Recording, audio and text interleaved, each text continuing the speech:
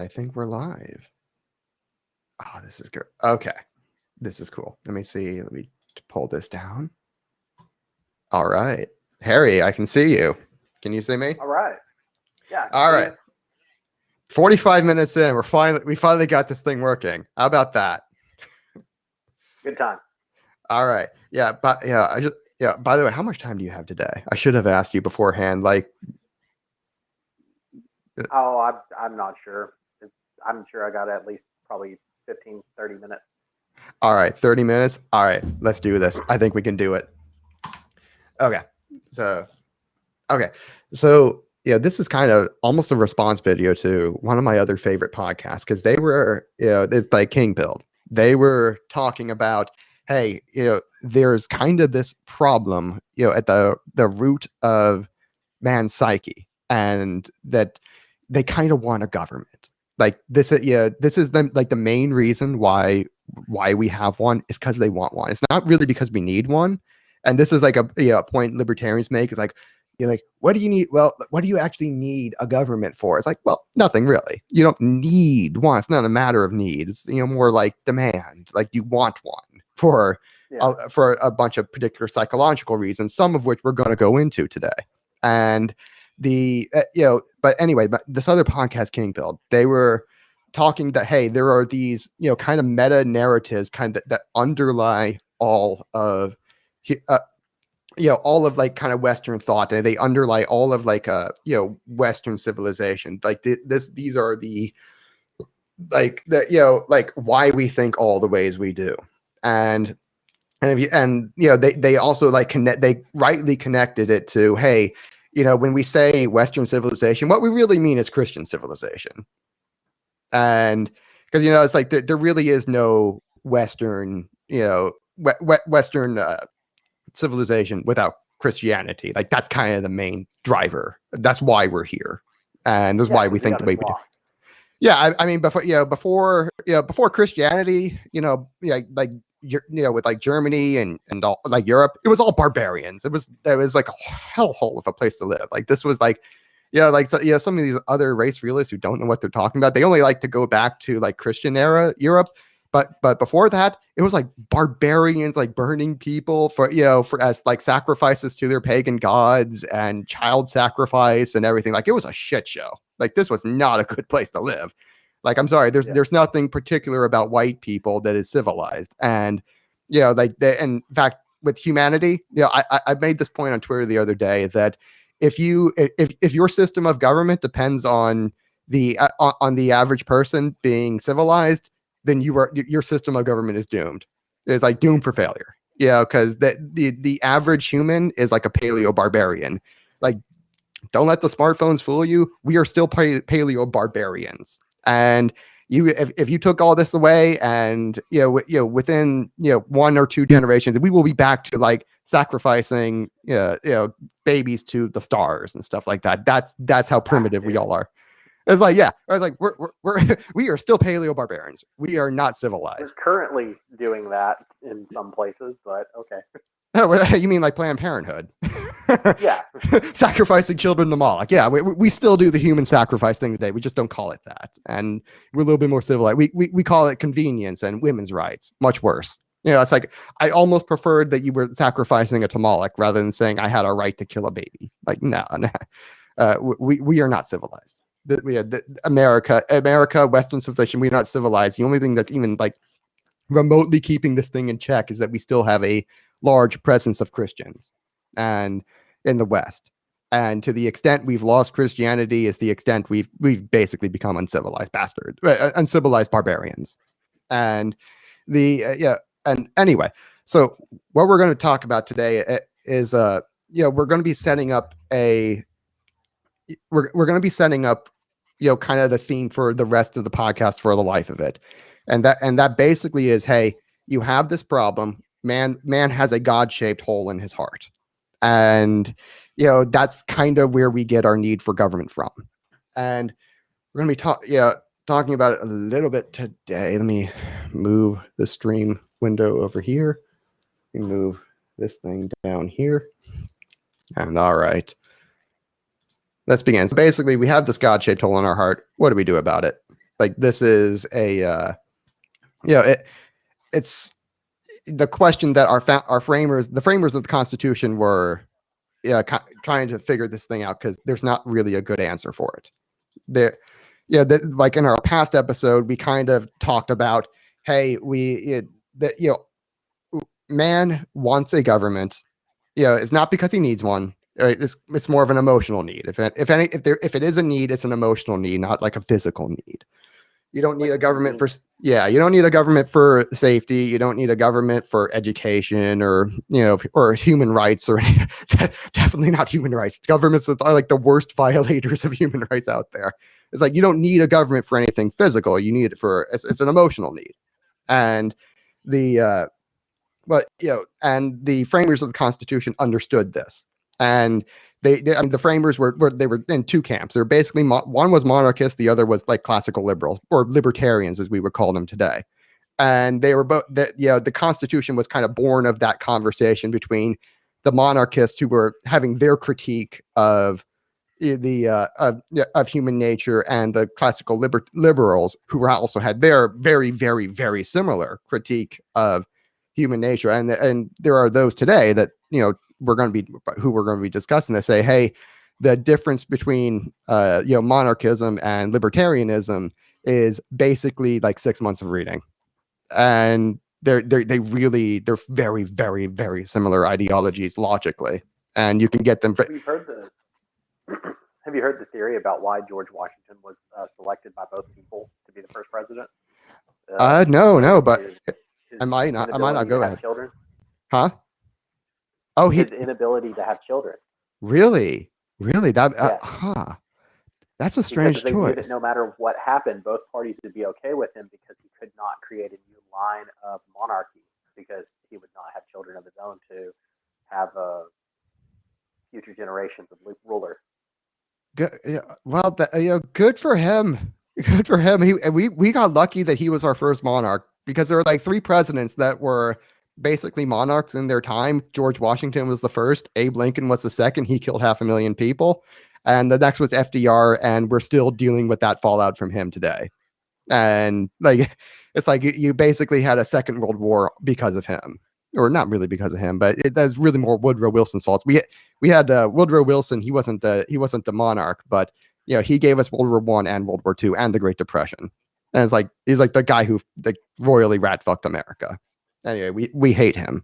So, but yeah, we got lucky with George Washington. Like, this thing kind of started off well, that we got lucky with him, that he was the first monarch, and we got like one good king. Then we got like a kind of okay king, and Abe Lincoln. It's like, yeah, he kept the Union together and he freed the slaves. Those were like the only 2 good things he ever did. And it's like everything else was like really awful. And like really how he went about doing it was just like, oh God, this is like. It's like almost as bad as what he was trying to get rid of. But, and then, FDR, there's no redeeming qualities of FDR at all. He made the Great Depression great. Like, that's the guy who made the Great Depression great. Those fireside chats. Yep. It's like all the ways the government's going to come help us and fix the problems, and they just made them all much, much worse. PR and propaganda can definitely make your image look good for the next 60 years. Yeah. And this kind, last time we also talked about a little bit about how there is this cycle of, democracy that basically degenerates almost immediately into oligarchy, and then oligarchy tends to, because of corruption, tends to, degenerate into monarchy. And then you get, monarchs that are not very good, and then it kind of degenerates back into, democracy and oligarchy, and the cycle repeats. And anyway, so now that we've spent the first 10 minutes kind of catching up, now let's get into where we are, because the cycle is repeating again, and we're at the point in our democracy really is an oligarchy. We've been an oligarchy for a good 80 years, and like after FDR, we never really degenerated back into a full democracy. We degenerated into just straight up oligarchy, and the oligarchs are clearly incompetent, as it's one of the few things both sides really agree on, is that the system isn't working. This is not at all. And you saw the same thing at the end of Rome, where there it was clearly this system's like headed for breakup. And after the oligarchy of Rome had basically broken up, basically the empire, the king there really had not done a good job, and he had basically ended up democratizing most of his rule out to his feudal lords, who ended up becoming the future kings of Europe. And after I think it was like 548, I think, when the you had a really bad sun cycle, which caused like 6 famines in a row. Like, so you had like 6 failed harvests in a row, and that was kind of the break point for where it's no longer really a Roman Empire anymore. Like, we kind of still call it that, but not really. All the power had been kind of democratized out to the feudal lords, and we're kind of at that point again, where like one major natural disaster, like a sun cycle going down again, and it's going to be over. It's like, now we're not doing this constitutional thing anymore, so we need to start really having a conversation about, hey, what's coming next. And this is where we're going, and this is like the start of that discussion, is the God-King-shaped hole in man's heart. And that, like, I'm sure you've all heard we've all heard the quote by Blaise Pascal that said that there's a God-shaped hole in man's heart, and nothing created can properly fill it. And this is like the most important part. It's because we have this God-shaped. Remember, we're a Christian civilization, but and this actually goes back all the way into paganism. That they still, even the pagans, still have this God-shaped hole in man's heart, in their own hearts. And the Bible really talks about this well, because it says that the like, 1 second, let me pull this over here. Okay, never mind. But like all of man's attempts to, because man has a God-shaped hole in his heart, and that part of that God-shaped hole is the fact that God's a monarch. God, he's like the only good monarch, the only really good king in existence. And as we talked about last time, it's kind of a paradox with him, because he's also an anarchist in the sense that, like, he gives you complete free will. As like, he's to the right of Murray Rothbard in terms of how much he believes in freedom, because he wants us to love him back in return. Like, that's kind of what he gets out of this, is a creature that can really voluntarily love him in response. And but anyway, but the fact he has all the power, but he gives us all the freedom. He doesn't really use it, and that's what really makes him a great king. And is a sense that it's a king who like truly loves us, is all powerful, and he's wise. He knows what he's doing, and he's really good at giving advice and stuff like that. But he's not coercive, and anyway, and man, basically, this is like what we have in our hearts. We long for this, but the problem kind of begins with us, because we're starting off like in Genesis. Remember, with the story of Adam and Eve. Like, what was it that the serpent said to Eve and Adam? It's basically, though, you can be like God, and therein lies like the problem. It's like, this is like, God is the God King is something we're designed for. We're designed to be ruled in our hearts by God. And the problem is, we also have this feeling in our hearts that we want to be like gods. We want to be God. We want to be that God King. And this is where all of humans' problems come from, is this desire to be like God and to be that God King. And this is kind of where other, because we have this God-King-shaped hole, this is why other forms of government don't really work all that well. And they, in fact, some don't work at all. Like democracy, it's like democracy, tries to put not just one's own imperfect self into that God-King-shaped hole. It tries to put all of the really imperfectly shaped, selves into that hole. Like, all, it's like, not only are you not having a good God King, you have all of the fucking idiots. Like, every brother and every idiot and his brother is is what you're putting in that God King shaped hole when you choose democracy. And that's, obviously why that doesn't work. It's the wrong fit. And like a republic is like, it's kind of better because you're trying to like stuff fewer idiots and like probably better quality idiots and fools into the God King shaped hole. So it's like it's kind of better, but like not by much. It's like a scale difference, not a kind difference. And in a sense, like, okay, it's less wrong than democracy. Democracy is like the worst wrong you can get. Democracy is evil. Nobody likes democracy except Democrats because that's the only way that they're even remotely equal with us. But I don't even think they really like it. I think they talk about the idea of it, but they don't actually follow it themselves. Because if you look at the structure of the party, they still have an oligarchical system with their superdelegates. They don't even use democracy within their own party. It's I really know, right? just a mouthpiece. That's like, yeah, it's kind of the bullshit they're talking about. It's like these are such stupid cheap that do they ever question like why do we have the superdelegates? We are the Democratic Party, and yet we have a like inbuilt like explicitly an oligarchical system, for our own nomination process.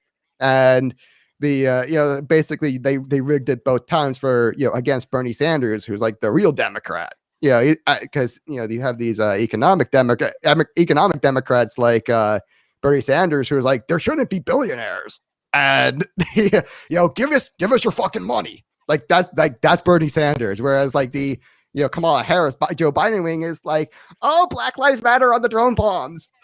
Like that's where she is. It's like that some more corporate fake socialist. The fake woke. And that's what the Democrat Party, that's what the elites really want, because they want to just be able to, kind of rape the American people and keep all of their ill-gotten gains and give up, nothing but like, kind of symbolic gestures, to the left. That's like, we'll give you symbolic gestures, but we're not giving you our ill-gotten gains. We're not giving you our money, as Bernie Sanders says.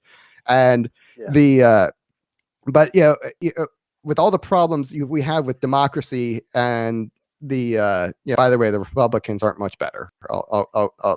But hey, they're part of the discussion, and we're going to have that conversation later. That's going to come like probably the next episode. Is we're going to shit on the Republicans a little bit, even though I am a Republican. But first we have to shit on the libertarians. And as a libertarian, I feel very qualified to shit on them first, because libertarianism is even more idiotic than democracy. Because the problem with democracy is that man is attempting to fill that God-shaped hole with all the fucking idiots. Every idiot and his brother is going into that God-shaped hole, and that's obviously a wrong fit. But with libertarianism, they're like, there's like one of two things that they're going to say, and both are really wrong. And the first really, really wrong thing they say is, let's just not fill the hole. This is a God King-shaped hole. Let's just not fill it. It's like, it's like, well, this is not going to work. It's like, that's not what they're wanting. So, and that's why you're getting like 1 to 3%. 3% if you're Gary Johnson, a really perfect set of libertarians like Gary Johnson and Bill Weld. I say that just to fuck with them, because they hate the real libertarians hate those two. They think they're like, oh, I think the milk toast moderates, and wasn't Bill Weld like a Raytheon lobbyist? And like, yeah, but he's a Raytheon lobbyist who got 3%. And you're more woke Joe Jorgensen. It's like, whose campaign is known for, it's not enough to be, passively anti-racist or something like that. And but that's like the first like really wrong thing that they say is, let's just not fill the God King shaped hole at the center of every man's heart, which is a reason why we have a government in the first place. And like the second really wrong thing that they say is, let's just have every man fill himself. Every man can be his own filling for his God-shaped hole. It's like, no, that's kind of like a contradiction in terms. It's like, no, like a man cannot fill himself. That's kind of the point of the God King-shaped hole. And we're going to really see that today in the study of the first ANCAPISTAN. Basically, like Judges chapter 8 through 9 is where we see the ANCAPISTANIs in Israel. They try and fail twice to get rid of their anarchy. And they eventually get it in later chapters where they like the third time's the charm, where they finally got King Saul. But this is the first two times. And we're going to see, and this is like Judges chapter 9, particularly like the very last part of 8, and the chapter 9 is probably like the most libertarian chapter of the Bible, because you get to see all of the problems with government in one chapter of the Bible. And it's like everything start to finish, why our democracy isn't working. You see all of the problems. And like we're going to see like, hey, even in anarchy, the left is still a problem. And even if you get rid of the state, you're still going to have the problem of the left, and they don't go away. And the left will actively try to create a state. And like that, this is like their religion of force and coercion. And hey, you can say, well, like that's just them. It's their state. That like if they want to be ruled, that's voluntary. That's their thing. No, that state's going to become a problem for all the other peaceful people too. It's like a state just doesn't say, oh well, I guess you don't want my services. Let me just go ahead and leave you in peace. They never say that. Like that's not how states work. And like and you're going to see like the second problem that big fan of Michael Malice. He always says, people who need rulers are completely unqualified to choose them. You're going to see that too. And that, as that, this is like, they get like, it backfires on them like almost immediately. You see tribalism is still a problem, if not more so. Like tribalism is almost like the edge of the tip of the spear for why they get a usurper called Abimelech who tries to take over and abolish the anarchy. And you're going to see the aristocracy is still a problem. Like all those rich people, all that inequality that the left keeps yapping about, it's still a problem. And the aristocracy, they try to finance the monarch on his way up to try to they assume that, oh, we're going to get some favors back. We're going to it's like regulatory capture, kind of what the corporations do today. And it's still the same thing all the way back then. Even in an anarchy, there's no state, and the corporations basically are still trying to basically empower the state and regulatory capture. And you're also going to see like, hey, why is it that this this is the guy? Like, why is this Abimelech the guy who overthrows it? And we see that hey, the problem of good rule, like why is it today that also good rulers don't end up in charge? It's because the better rulers have other things to do, and you see that too. And it's like this is like the most jam-packed like the libertarian chapter of the Bible, and it still kind of says this is not going to work. We're going to need something more approximating a monarchy. Because that's a god that like the closest thing to a God-King-Shaped whole. This is why all systems of government tend towards dictatorship and monarchy, is because we have a God-King-Shaped whole, and the closest thing to a God King is a man king, unfortunately, and that's pretty far away. It's still not good, and we know historically that's where we're going. So, but let's we're going to have that conversation later about what do we do about it. So that's where we're going. What do we do about it? Because obviously we don't want to go back to like a full-blown monarchy. That's not what we want. But let's go ahead and look at ANCAPISTAN first. So we're going to start off at the very beginning. We talked about this a little earlier, that why was it that the we have this God-King-Shaped whole, and like why is it we just don't want God? Isn't if he's the ideal, if he's what we built for, why is it we don't want him? And the problem is we kind of want to be like him, and we can't, because we're not God. We are not gods. And and even when you were at the this is the first way, this is the fall. The woman, Eve, she saw that this was going, the fruit of the forbidden tree was going to make her like God, and basically knowing the difference between good and evil, and it would give her kind of wisdom, and that's not the good kind of wisdom. And she ate it, and that even back then, before the fall, when you had a perfect society, you still had that latent need that it's not that I want that I want to be God too. And this was also why Satan fell, but that's another story. He wanted to be God too. But let me see.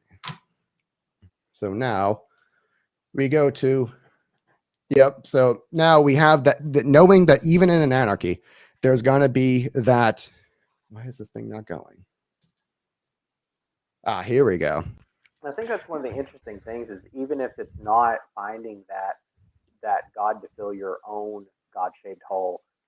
The people that are interested in trying to become that God to other people to fill their holes, that maybe by filling that role themselves and acting in that way, they can get some kind of satisfaction.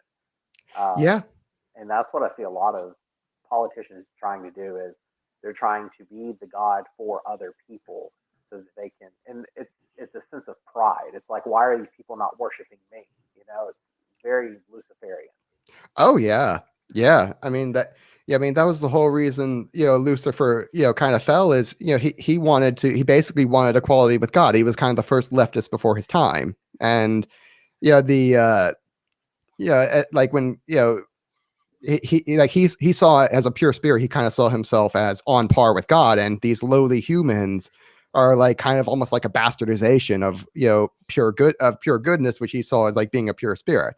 And the fact, and then he kind of found out that God had made him to be like a servant to the humans. He's like, what the and that was kind of where that he was also the first racist. So he's both the first leftist and the first racist, and that he didn't, he thought himself, he's like kind of a spirit supremacist, where he thought he was much better than humans. And then he found out, oh no, actually, not only are you like not better, you're made to be a servant, and also I love them more than I love you. and he, that was kind of where that all came from. And then he came down, and anyway, but that's another story for another time. When we go to Ancapistan, in biblical Israel, this is the only pure property rights based society in human history. It's also the largest and the most successful. And if Ancapistan ever was a thing, it's Israel.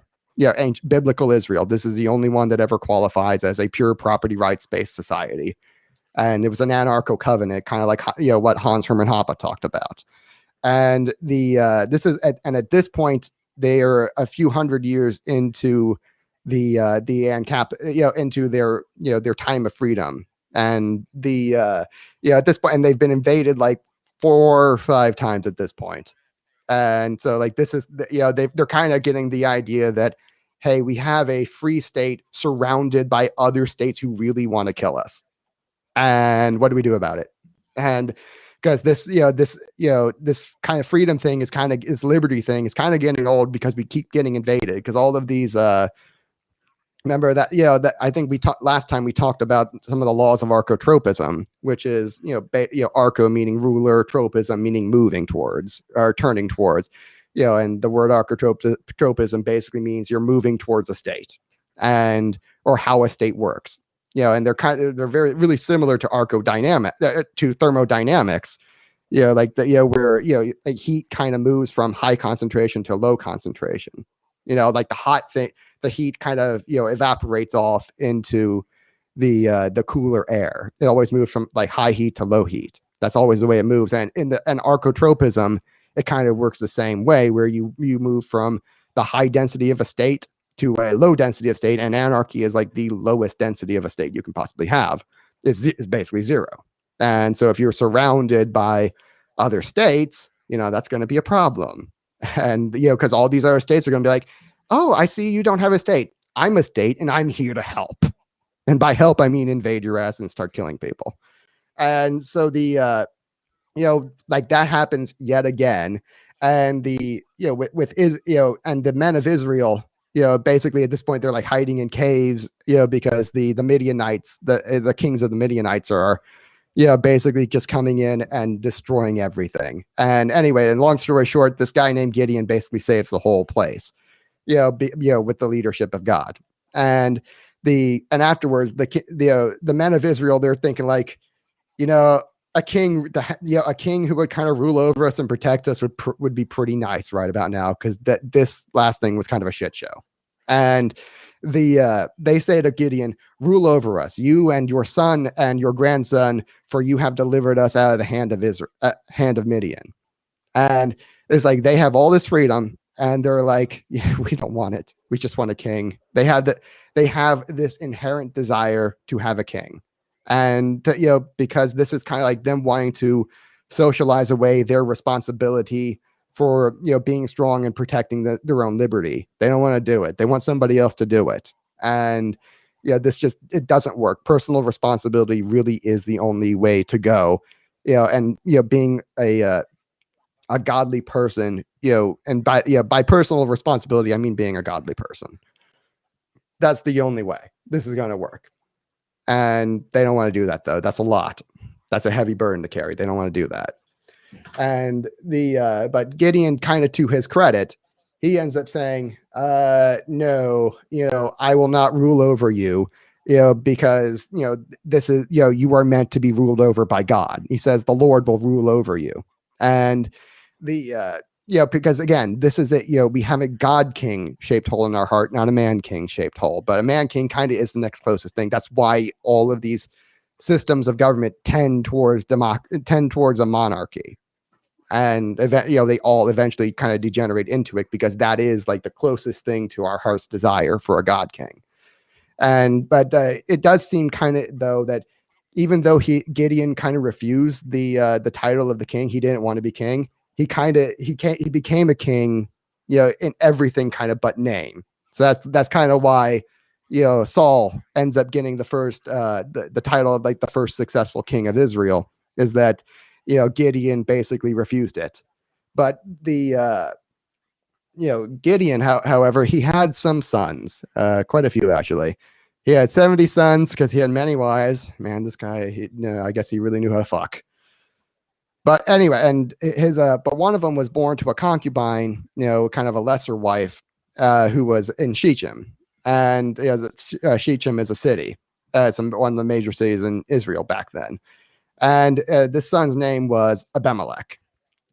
And it wasn't long after Gideon finally died that immediately the people of Israel turned around and started sinning again. And of course, by sin, it means they're not taking responsibility. They're making themselves weak. They're making themselves targets. Weakness invites aggression, and they get this is a problem. And so anytime you have weakness, you're inviting aggression. Now here's the problem.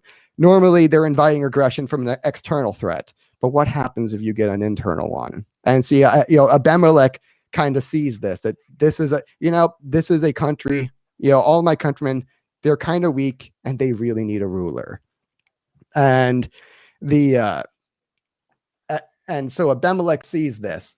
And he goes to like his mother's kinsmen. That's basically his extended family of the whole clan of his mother's family in Shechem. And he says to them, hey, let's start a whisper campaign that, hey, which is better for you? That, like the 70 sons of Jerubbaal. Jerubbaal is another name for Gideon. That is it better for Gideon's 70 sons to rule over all of you, even though Gideon refused to do that? Or is that one? And that one by one, I mean me.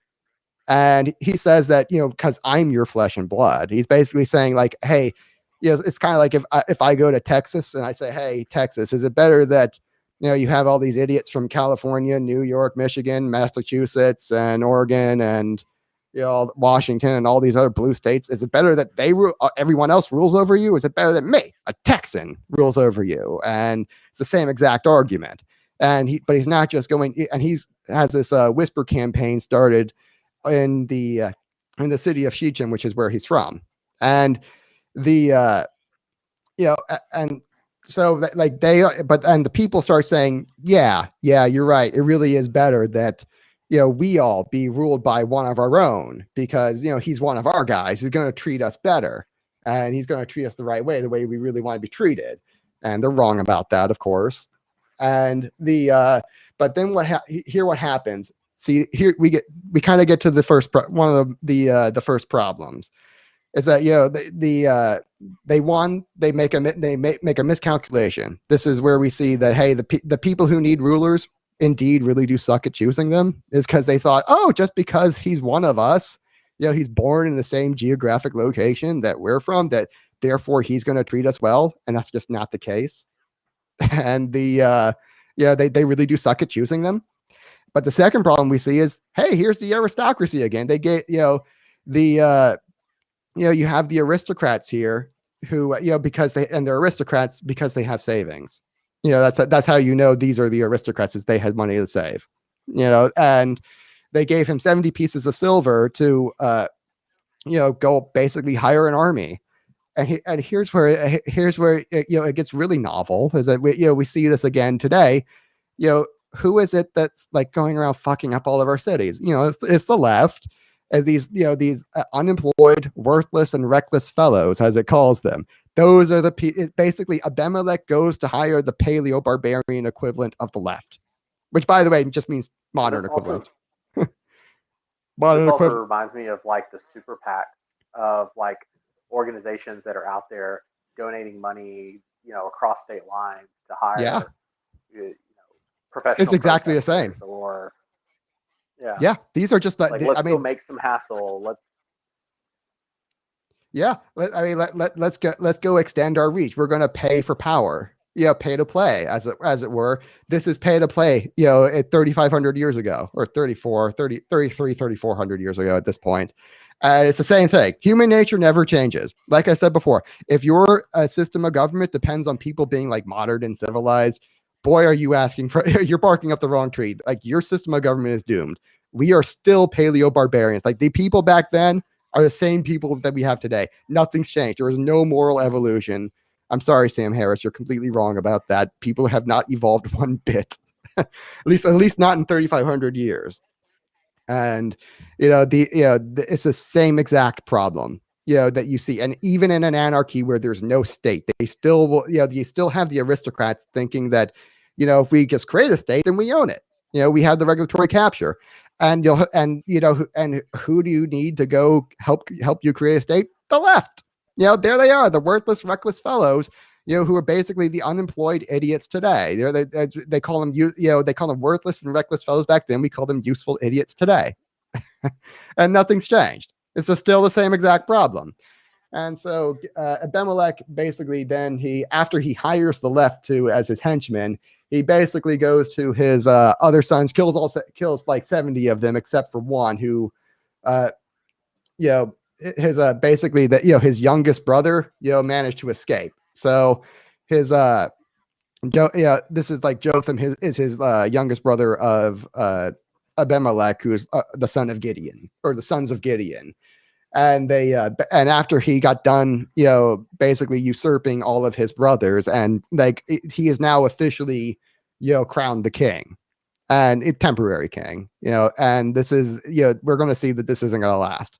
Because again, people who need leaders really suck at choosing them, and you get the only reason King Saul and King David managed to stick around is because they were anointed by God, not by man.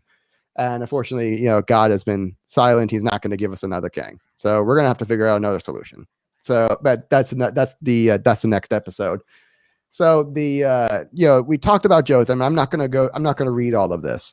But Jotham basically he goes back to the Menashechim and basically kind of gives them a parable about, hey, here's the way this is going to work out, and here's a kind of a parable is kind of like a wise story. It's metaphor. It's a form of metaphor, and he basically says, hey, the trees wanted to anoint themselves a king, and so they went to the olive tree, but the olive tree said, "Nah, I got better things to do than rule over your asses."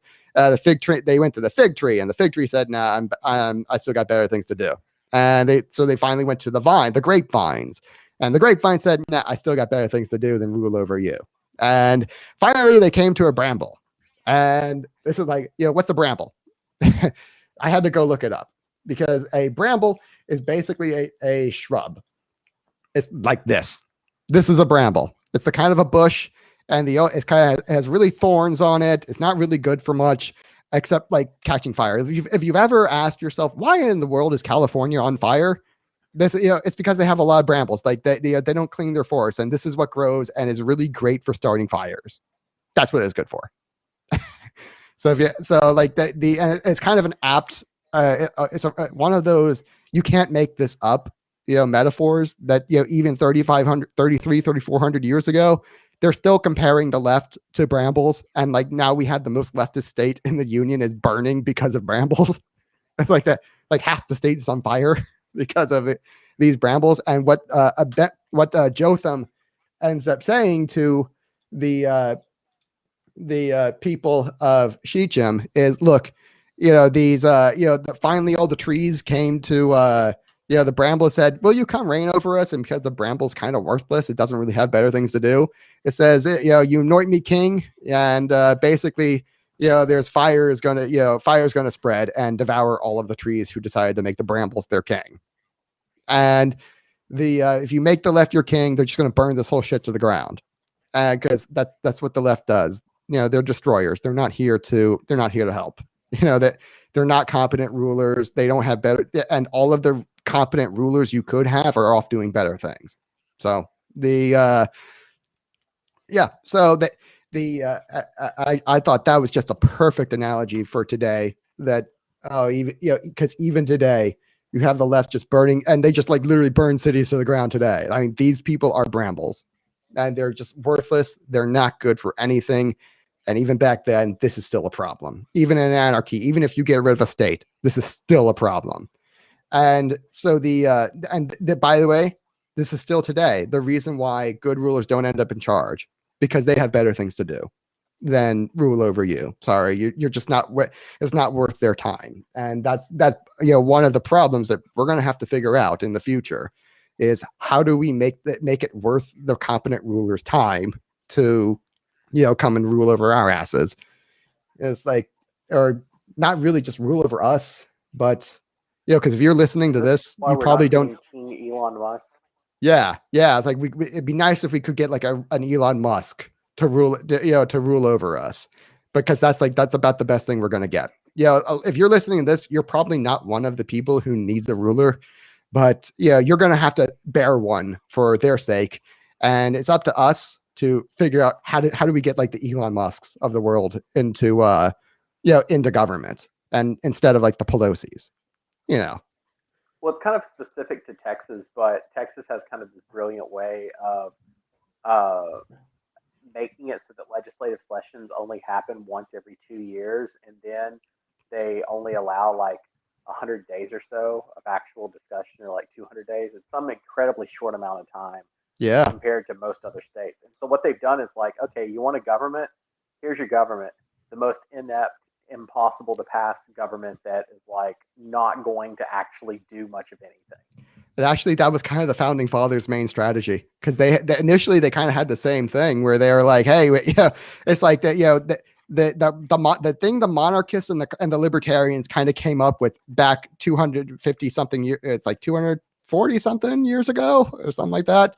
Like their main solution is there really is no good solution to this. Wow, we are really fucked. Let's just try to drag out the game for as long as we possibly can and make it as slow and inept and just and unwieldy as possible, because there's nothing good that they're going to do. And that was actually the main innovation of the founding fathers was, let's just, okay, if government is a game, let's just slow the fucker down. Like this only ends game over. Like this thing's not gonna work. So let's just try to maximize. Let's try to get as much time as we can before like the game over time. That was their idea. And so there's like, there's this common libertarian critique of, either the Constitution was directly caused the system that we are in now, or it was unable to stop it, and in which case we should do anarchy. It's like, no, it's like that. Everyone understood. Both sides who wrote the Constitution back then understood this is a problem, and this is what's going to happen. And the strategy is just as a delay tactic. The Constitution was a delay tactic, and it kind of worked to that end. I mean, it took them 80 years each time, and we're kind of at the end of now. So we kind of have 60-ish years of relative peace and prosperity, followed by like 20 or 30 something years of, God, this fucking sucks.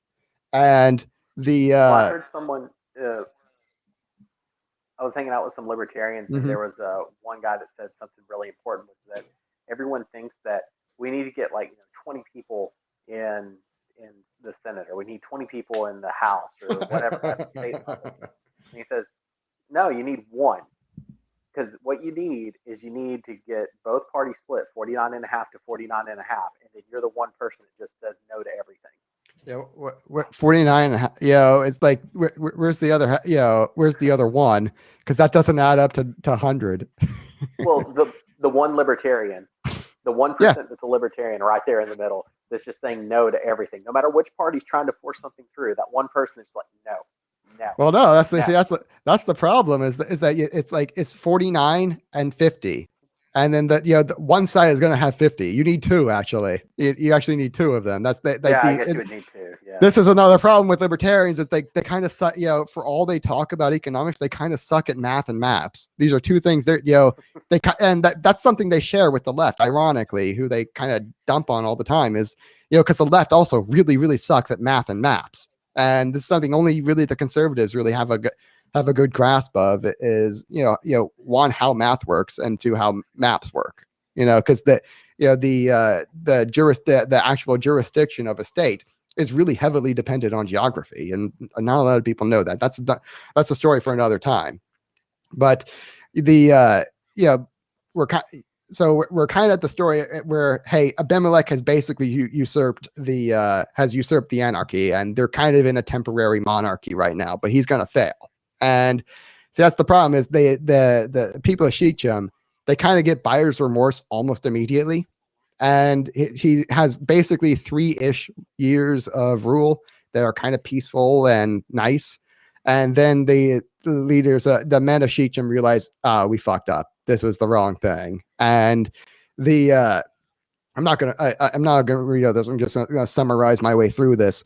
And basically they start saying, all right, we're gonna start fucking with this guy, and we're gonna start ambushing all of his caravans. We're going to start stealing from him and just not disobeying his laws, and we're just going to be the most unruly people we can possibly be. And because they have buyer's remorse on their king, they realize, oh, just because he's one of us doesn't mean he's actually going to be a good king, which of course. And so anyway, finally, you get the aristocracy, one of the men of the aristocracy named Gal, and he basically moves into Shechem with his big family. By the way, big family usually means wealth. That's because back then, wealth, your family was basically your welfare net. That was how God did the welfare system in Israel. He basically had, in their ANCAPISTAN, it was a welfare anarchy, and it was basically all done through the families, which is kind of the natural way of doing. A lot of libertarians will talk about, well, how would you do a welfare system in your society? Well, you would have a really large family, and they would all take care of each other. Yeah, and because that's kind of nature's welfare system, and it does work. But the bigger your family, the more the wealthier you're going to be. Because that's more productive people who are all producing more than they consume, and that's how wealth works. So this aristocrat, he's the patriarch of a large family. This man named Gal, or Gael. I'm not sure how you pronounce it. Probably Gael, and he's from Shechem. He goes to the city, and he's like, the real problem with this monarch is that he's not me. That's the problem he comes up with. That's the level of insight, is that the aristocrat who the aristocrats who got them the bad monarch in the first place, they say, the problem with him is he's not me. It's like, no, that's not the problem. The problem is you suck at choosing monarchs, and you probably shouldn't be allowed to choose one. And so this guy starts talking shit about Abimelech, and word gets back to Abimelech that that there's an aristocrat talking about overthrowing him. So he's like, okay, I'm going to go grab my army of leftists again and come out and start killing this guy. And basically the story short is that, when, Abimelech turns against Shechem and he attacks the city. And so basically he chases all of the Gal and his entire family and most of the people of Shechem into like the citadel of the city. Because back then whenever you were at war, you'd have the outer wall where there would be the main fighting. But once they broke through the outer wall, what the kings and rulers would do is they would retreat into a really, really heavily fortified part of the city called a citadel. And that's where they retreated to. The problem is that citadel was made of wood. And as you can see where this is coming, remember what Jotham said, hey, is that this guy Abimelech, he's basically Bramble, and he's going to burn you alive. And that's exactly what Abimelech did. Is he went to his once the Gale and his family retreated into the citadel, he basically went up the mountain, cut down some trees, and used them as firewood to burn Jael and 1,000 of the basically his entire family and most of the Shechemites. He burned them alive inside the citadel. And then afterwards, so like a common kind of refrain for libertarians is that, well, if they want to have a voluntary state, that's fine, because this was effectively a voluntary monarch, for Shechem. And libertarians will say, well, I mean, if they want to have a voluntary state, then that's fine. I just don't have to do it. I just don't have to obey it. That's the point of ANCAPISTAN, is they can have their government and I can live free without a government. No, that's because remember the law, I think it's the second law of archotropism, is that, hey, power always moves from high concentration to low concentration, and it always does it. There's no exceptions to this. And it's only when, power is in equilibrium that it doesn't move. And, there are several ways that you can reach equilibrium, but one of them is not, having an anarchy, because once you have a state, it's going to be involuntary, and it's going to assume that it has a natural right to rule over everybody, not just the people who voluntarily choose to follow it. Which, by the way, again, a lot of people, this is another thing. They say taxation is theft. Not if it's voluntary, not if you voluntarily pay your taxes. And that's a big thing for a lot of people. Like that, that's what a lot of libertarians don't seem to get, is that a lot of people voluntarily pay their taxes, even if they don't have a choice. If you gave them a choice, they still would do it. And that's the thing. It's like, yeah, that's why for most people, taxation is not theft, because they want it. It's kind of a dirty secret. They want it. Like, oppress me harder, daddy. Yes. Right there. Oppress me harder, Gavin Newsom. Yeah, right. And so so basically, after Abimelech gets done sacking the city sacking the citadel of Shechem, he goes over to another city, that's kind of nearby, named Thebez. And he basically his army camped against the Bez, but who had not, these people had not given consent to him. There was no pretense about consent of the government here. He immediately goes and makes war against the other ANCAPISTANIs. And he said, and this time around, the ANCAPISTANIs, they have a citadel that's made of stone, but the door to it is made of wood.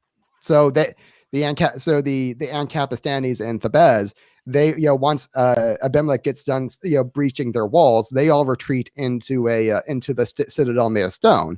And so, but Abimelech sees that the door again is made of wood, so he has the same exact idea. He goes and chops down some firewood and tries to burn his way in again. But this time around, when he was, putting the firewood up against the wooden door, a woman drops a millstone, which is a big, big fat stone that you use for like grinding powder and stuff, and just like chucks it down and smashes his head. And he's like laying there dying. And he's like, he turns to his armor bearer, who's kind of like that's his squire. That's a squire. And they're there to like carry his armor and like take care of stuff. They calls him an armor bearer, but that's a squire. We would, in English, we call that a squire.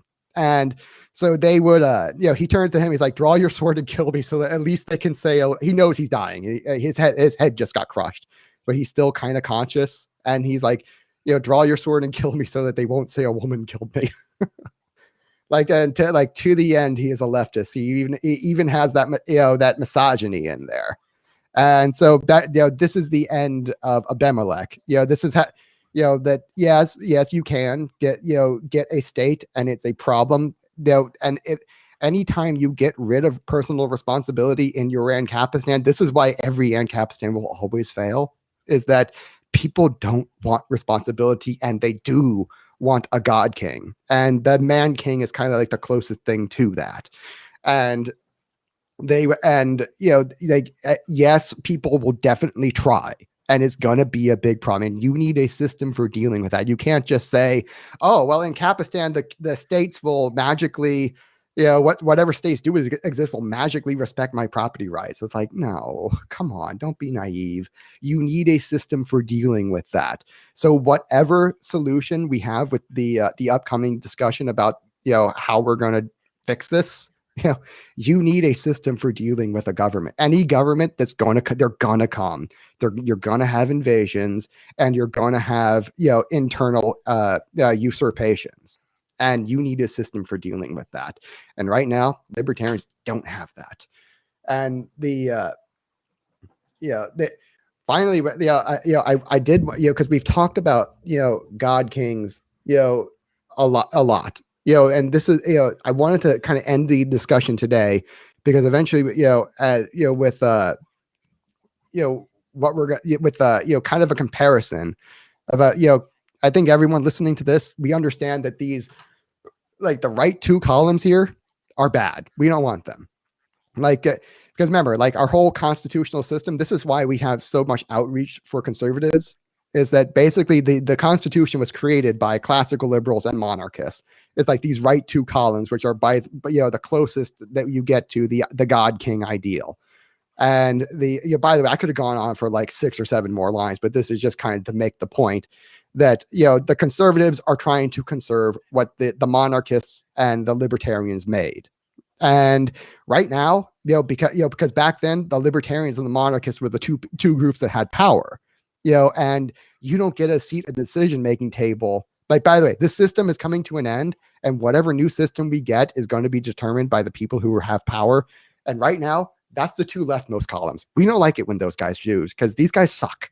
And it's like, do you have wise and competent rulers, in democracy and oligarchy? Like, no, you're ruled by in democracy, you are ruled by every idiot and his brother.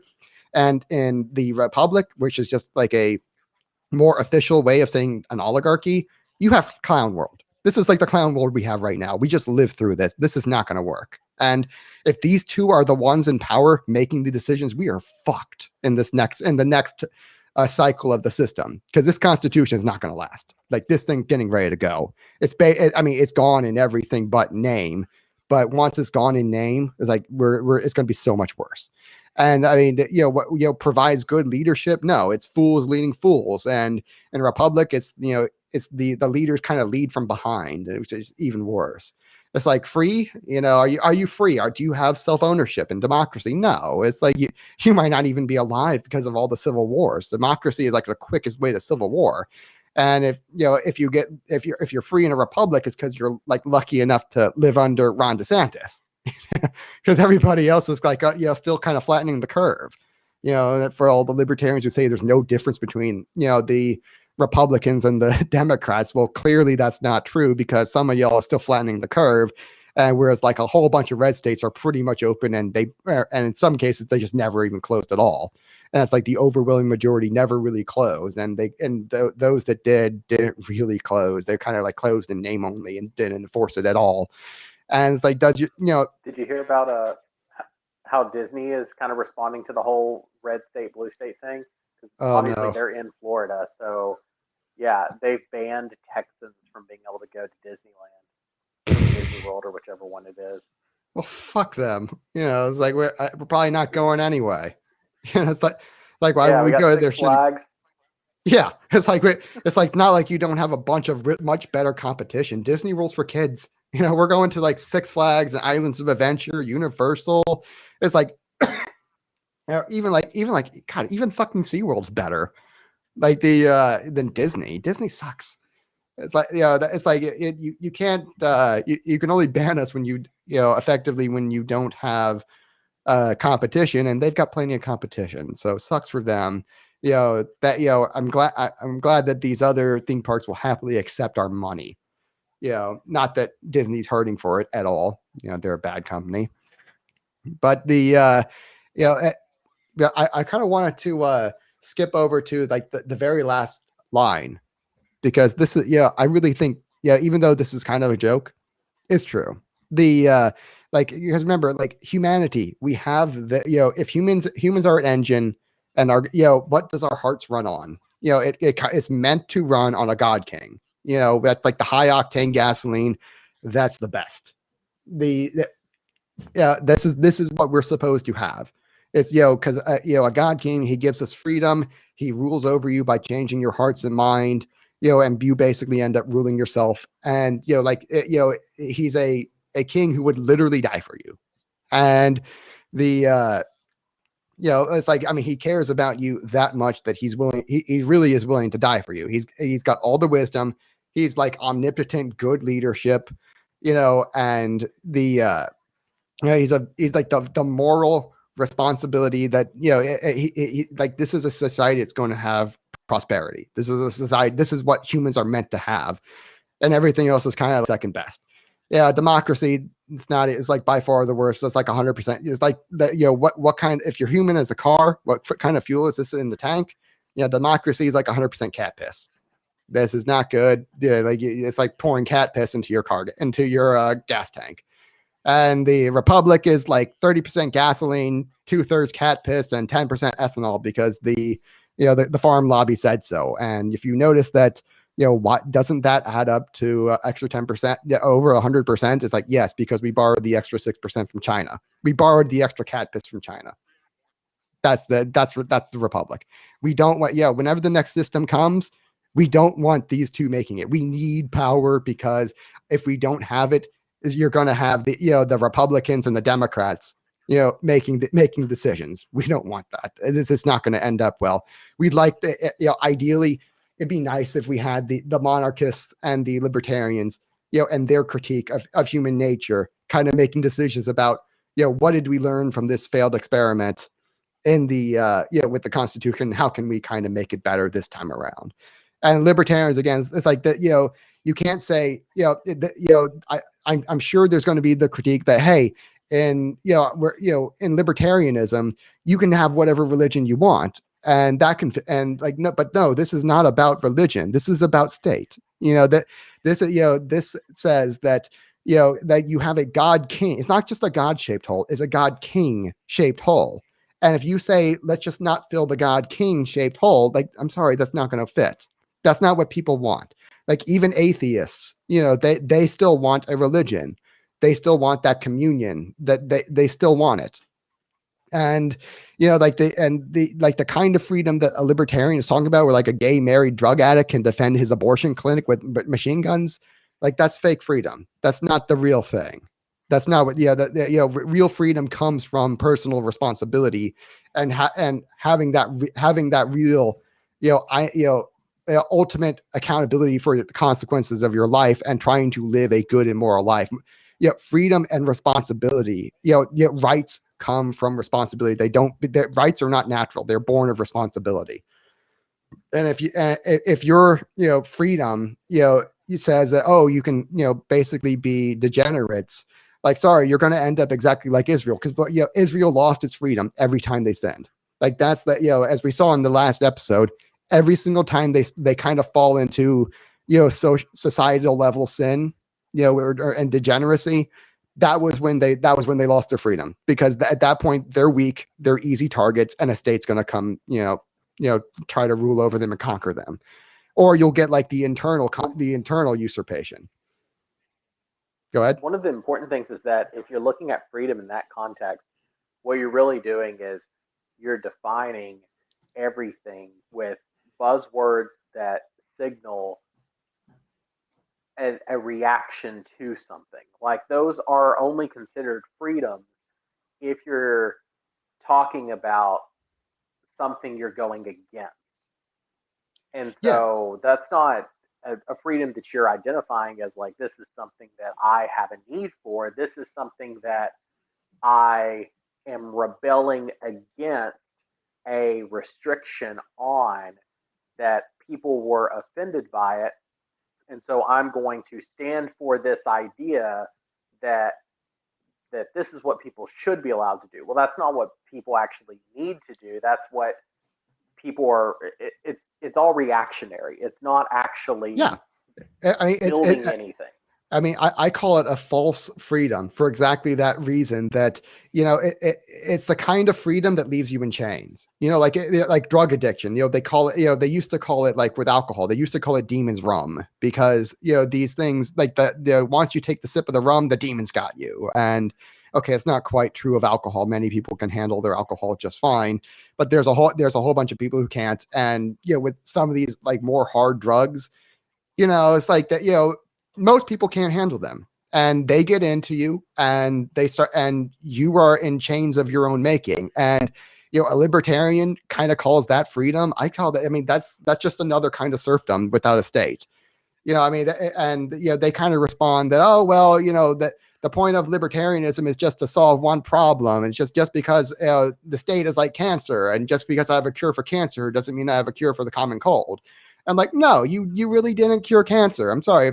If your kind of freedom leaves, people so, drug addicted, indebted, and degenerate that they can't lead functional free lives, because freedom is also one part, it's one part kind of theory, one part function. It's like, if you're too poor, too drug addicted, too degenerate, you don't really have that freedom. Like, you can't exercise your freedom.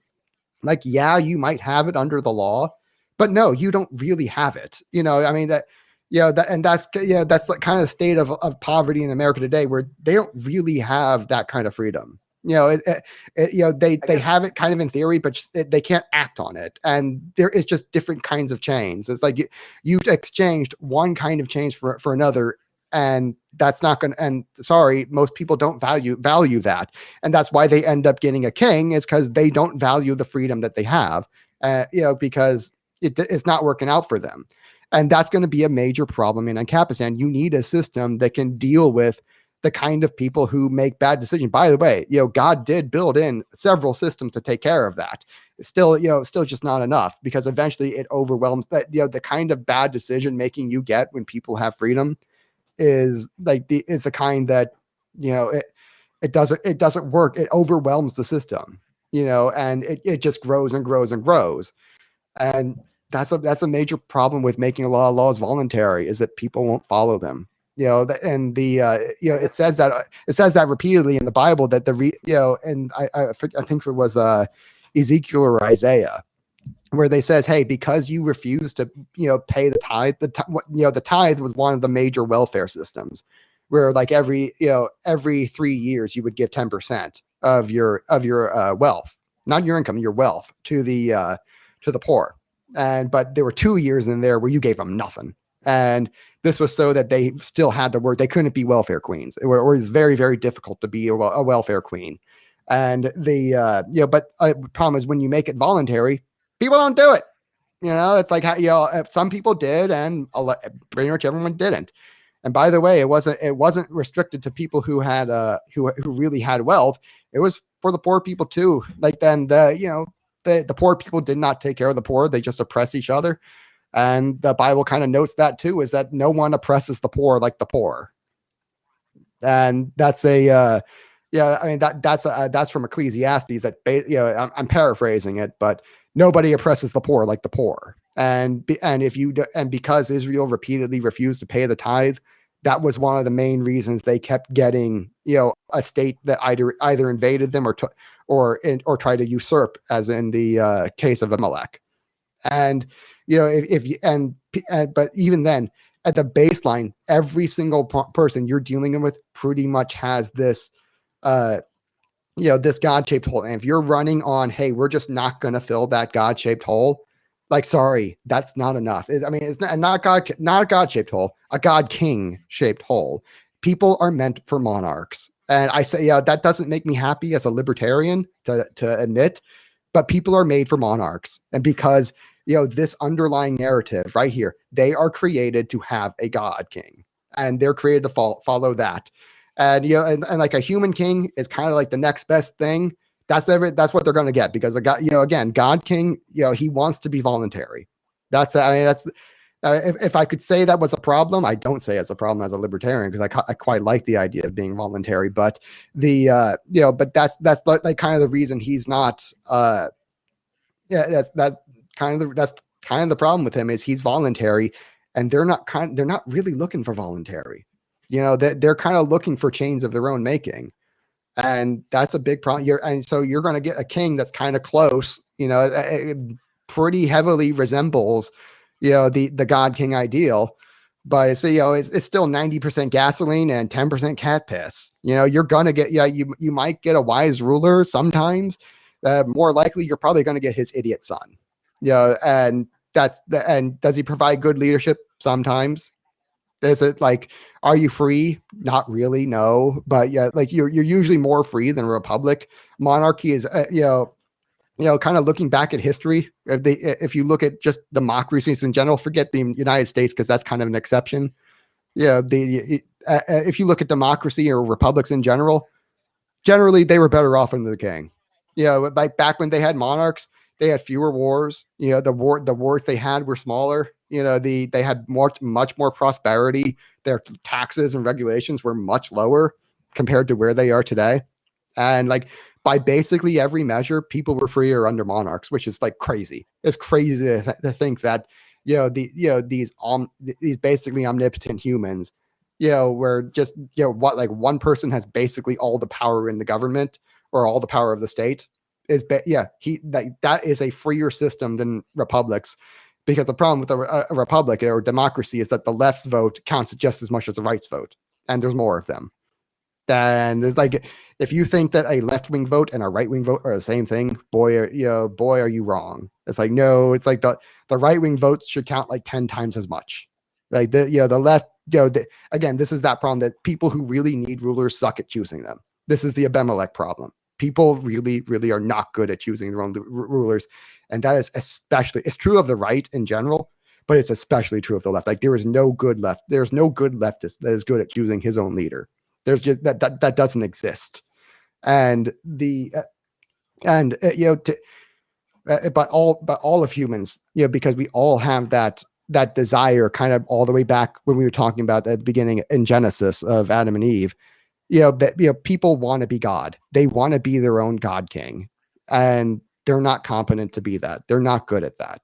Like that's not something they were created to be. They were created to be fulfilled by God, not by themselves. And this is kind of where we're going to be starting to set up the discussion of, because now we kind of understand the problem. The problem is that the Constitution was basically it was the founding fathers who were monarchists and libertarians or classical liberals that they understood this central problem because they had all read the Bible a lot. And they all understood that there's no real good way out of this problem, that humans, man's desire to be his own ruler in the image of God, that is a problem that doesn't go away. And you're always going to get attempts to create governments, either external or internal. And and that kind of begs the question, what do you do about it? And, there's like the kind of the classical, what the founding fathers did was, let's just have a delay tactic as long as we can. And that was what the Constitution was designed for, is the delay tactic, because they didn't really know what to do about it. And they were kind of kicking the can down the road. I know it's a common saying, but that's exactly what they're doing. We're still kicking the can down the road today because we don't really have a good solution for this problem yet. What do you do about it? Because if you give people the vote and you make all the votes equal, it's like, sorry, you just set yourself up to fail because the left and the right are not equal. These are not the same. And if you let the left be in charge, they're going to burn this. These people are brambles. They're going to burn the system down to the ground because these people cannot be allowed to be anywhere near power. This is the fundamental problem of any kind of democracy, is the left. And like any kind of government system in general, the left is a problem. If you're a libertarian anarchy, the left is going to be trying to create governments left and right. And you got to deal with that fact. You can't ignore it, because the problem, you can ignore the problem, but the problem won't ignore you. And even in a monarchy, you're still the monarchs. Back then were very far to the right. They're like many, many times more to the right, than like even like a Ron DeSantis. These were like explicitly, I'm a big time Christian. I'm here to, kind of rule the people, for God and, God and morality and freedom were like front and center in most of the European monarchs or Christian monarchs. Not the case in other monarchies, but around the world. But in Europe, in kind of classical Europe, the kings were pretty good, especially compared to today. And it's only when you get close to the Enlightenments where you finally get like really bad kings. Okay, here's kind of a cycle. Good kings, can stay in power pretty much the whole life. Bad kings get overthrown by good kings, and really, really bad kings get overthrown by Democrats. So like good kings create prosperous times really create bad kings. Bad kings get overthrown by better kings, and really, really bad kings get overthrown by Democrats. And, and that's always going to be a problem. And, so what do you do about it? Like, what's the reconstitution? What's Constitution 2.0 and how does it work? And I think right there is where we're going to cut it off. I'm sorry. I think we went on a lot longer than, 30 minutes, but, the next time we're going to be talking about like an introduction to formalism. This is the idea from, Mencius Moldbug. He's like possibly the greatest right-wing thinker of our time. And his idea is called formalism. It's kind of a hybrid of libertarianism and monarchy. He says it's straight monarchy, but this thing looks a lot more like a hybrid. And, this is kind of a similar idea that I came to. And he's done a really excellent job of kind of putting it in, articulating it kind of at a physics level. And we're going to be talking about it more at a more applications level, though, at a kind of a smaller detail oriented level for probably the rest of the podcast. And, his idea is, hey, what if you had like a corporate monarchy? Because, and I can put this, he doesn't use these words, but I can put it pretty simply. People really suck at voting, but they're pretty good at shopping. And that's why the system of a more corporate monarchy is probably closer to, what that's probably going to be a lot what Constitution 2.0 is like. But we're only going to get there if we have the, if libertarians and the monarchists and by monarchists, I'm basically saying the conservatives. That's pretty much who they are. Because the conservatives are the ones trying to conserve the Constitution, and they're pretty much the only one. It's going to be a conversation between the conservatives, who are like the kind of the inheritors of the monarchists, and the libertarians, who are the inheritors of the classical liberals. It's going to be best case scenario. It's going to be a conversation between them about what we do next, because what we have right now is not working, and we know how this is going. And from history, we know how this is going to go. Harry, final thoughts. If we're going to a corporate monarchy, is that corporation going to be Chick-fil-A? I was thinking more like HEB. Because they're, Chick-fil-A, that would be that would be my second pick. If we could get like a merger between HEB and, Chick-fil-A, that would just be excellent. These are excellent run corporations. But probably, maybe we could get Elon Musk to run it. There we go. Yeah. It's like a merger between HEB and Chick-fil-A, headed up by Elon Musk. Like, God help us all. We are so fucked. Flamethrowers for everyone. Flamethrower. Oh, for the brambles especially. Yes. All right, Harry. It's been great. Thank you so much for coming. And we'll have an introduction to formalism next time. Take care, buddy.